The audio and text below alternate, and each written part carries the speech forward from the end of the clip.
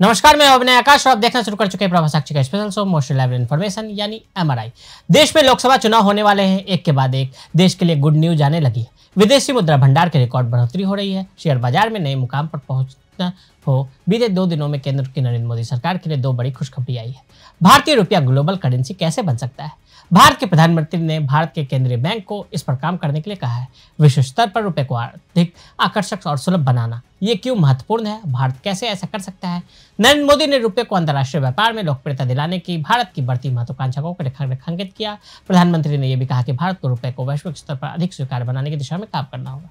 PM Modi ने RBI को कठिन काम सौंपा। देश में जितने भी बैंक है, आरबीआई उनका बैंक है, इसलिए इसे बैंकों का बैंक कहते हैं। केंद्रीय बैंक की जो करेंसी जारी करती है, इससे जुड़े नियमों को बनाती है, मॉनेटरी पॉलिसी जारी करती है और निगरानी रखती है। ये वाणिज्यिक बैंक को ईमानदार रखते हैं। ये सारे काम चुनौतियों से भरे हुए हैं, लेकिन पीएम मोदी ने आरबीआई को एक नया काम सौंप दिया है जो और भी कठिन है। प्रधानमंत्री नरेंद्र मोदी ने 1 अप्रैल को मुंबई में केंद्रीय बैंक की 90वीं वर्षगांठ समारोह में बोल रहे थे। उन्होंने कहा कि ये प्रयास होना चाहिए कि हमारा रुपया पूरी दुनिया में ज़्यादा एक्सेसिबल भी हो, एक्सेप्टेबल भी हो। और एक और ट्रेंड जो बीते कुछ वर्षों में पूरी दुनिया में देखने को मिला है, वो है बहुत ज़्यादा आर्थिक विस्तार, बढ़ता हुआ खर्च। प्रधानमंत्री ने कहा कि भारत को रुपए को वैश्विक स्तर पर अधिक स्वीकार बनाने की दिशा में काम करना होगा। 4 देशों की करेंसी का ही बोलबाला।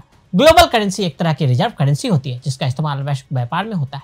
यह अधिकांश केंद्रीय बैंकों के पास है और यह आसानी से परिवर्तनीय है। आप इस मुद्रा को आसानी से खरीद और बेच सकते हैं। वर्तमान में दुनिया में 4 देशों की करेंसी का ही बोलबाला है। सबसे ऊपर डॉलर, फिर यूरो, पाउंड और जापानी मुद्रा येन का नंबर आता है।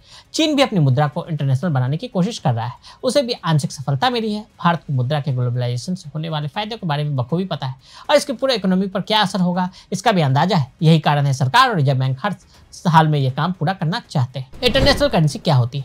Bank for international settlement BIAS के मुताबिक जिस मुद्रा का इस्तेमाल जारी करने वाले देश की सीमाओं के बाहर भी किया जाता है, वह इंटरनेशनल करेंसी होती है। अमेरिका जाहिर तौर पर दुनिया की सबसे बड़ी अर्थव्यवस्था है, उसकी करेंसी डॉलर दुनिया की प्रमुख अंतर्राष्ट्रीय मुद्राओं में से एक है, लेकिन यह इकलौती इंटरनेशनल करेंसी नहीं है। चीन का युआन भी अंतर्राष्ट्रीय मुद्रा है जिसे कई देशों ने अपनाया है। डॉलर से परे देखने को मजबूर कई देश फॉरेन रिजर्व में संघर्ष कर रहे हैं। वे डॉलर का उपयोग लोन की रिपेमेंट और व्यापार करने के लिए करते हैं। परिणाम स्वरूप डॉलर खत्म हो रहा है, जैसा कि श्रीलंका के साथ 2022 में हुआ। इसलिए ऐसे कई देश हैं जो अन्य विकल्पों पर विचार कर रहे हैं, जैसे लोकल करेंसी में व्यापार करना। दूसरा कारण थोड़ा राजनीतिक है। कई बड़े एक्सपोर्टर पश्चिमी प्रतिबंधों के प्रभाव में, रूस, चीन और ईरान इसके बड़े उदाहरण हैं। डॉलर का उपयोग करके उनसे व्यापार संभव नहीं है। ऐसे में देश क्या करे? वो डॉलर से परे देखने को मजबूर है। वे स्थानीय मुद्रा का उपयोग करने का प्रयास करते हैं। भारतीय क्षेत्र इन दोनों का मिश्रण है। हम श्रीलंका और बांग्लादेश से बहुत ज्यादा ट्रेड करते हैं, जिनके पास वैश्विक मुद्रा भंडार बेहद ही कम है। इसके अलावा हम पश्चिमी देशों का प्रतिबंध झेल रहे रूस और ईरान जैसे देशों के साथ भी व्यापार करते हैं।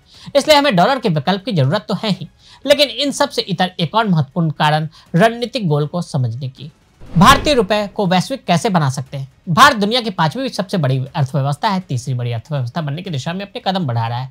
ग्लोबल पावर का सीधा सा मतलब है कि आप वैश्विक मुद्रा पर पूरी तरह से निर्भर नहीं रह सकते। इसके लिए एक भरोसेमंद मुद्रा की दरकार है। रुपए के वैश्वीकरण से उतार चढ़ाव में भी मदद मिलेगी। यह आपको आर्थिक मुद्रा के प्रभाव से भी महफूज रखेगा। लेकिन भारत रुपए को वैश्विक कैसे बना सकता है? यह रातों रात नहीं हो सकता, लेकिन इसके लिए हमें अपने पड़ोसी चीन की ओर देखना होगा। साल 2008 के मंदी के बाद उसने अपने करेंसी को ग्लोबलाइज करने की ठानी। 16 साल बाद युआन अंतर्राष्ट्रीय भागीदारी में 5.8% के आसपास है। यह अभी भी डॉलर, यूरो और पाउंड से पीछे है। इसलिए रुपए के साथ चमत्कार की उम्मीद बेमानी होगी। भारत क्या कर सकता है? विभिन्न मुद्रा का वैश्वीकरण का भिन्न अतीत रहा है। पाउंड ने कॉलोनाइजेशन के दौर में उड़ान भरी, द्वितीय विश्व युद्ध का लाभ डॉलर को मिला।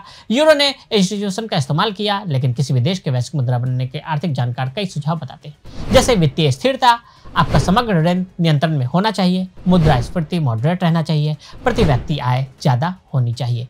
भारत के अलावा और कहां चलता है रुपया?